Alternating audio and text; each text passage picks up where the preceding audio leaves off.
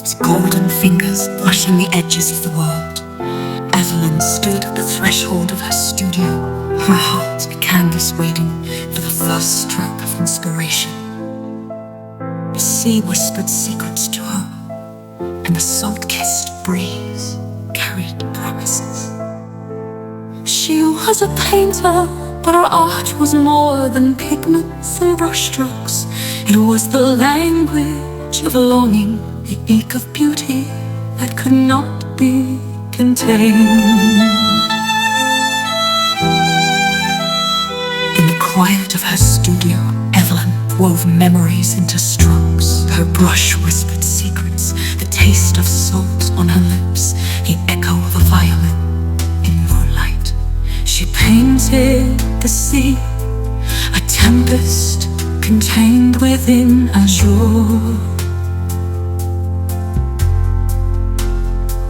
The waves crashed against the cliffs, they formed a frothy sigh.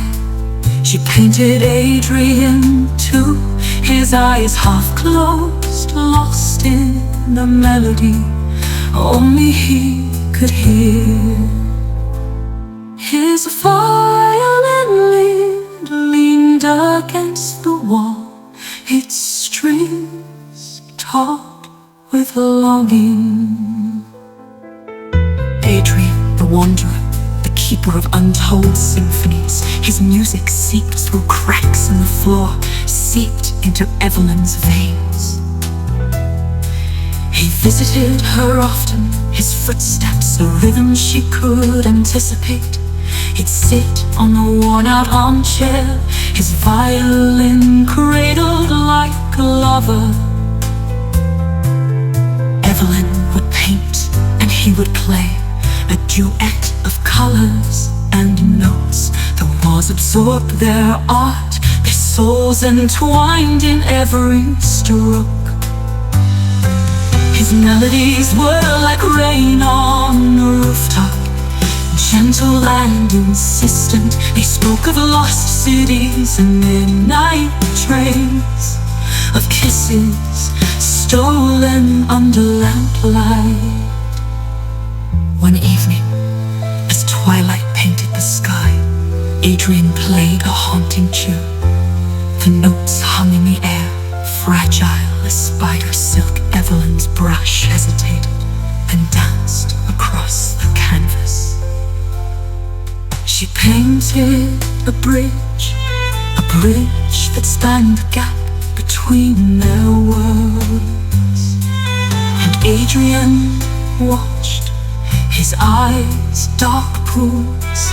He knew the bridge was fragile, that might collapse under the weight of their secrets. They shared stories of childhood summers and broken promises. Evelyn told him about her grandmother, who believed that every sunset held a piece of eternity.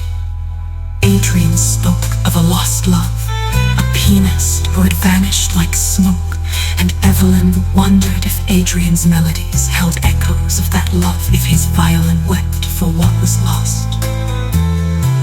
One stormy night, rain tapping against the window, Adrian confessed.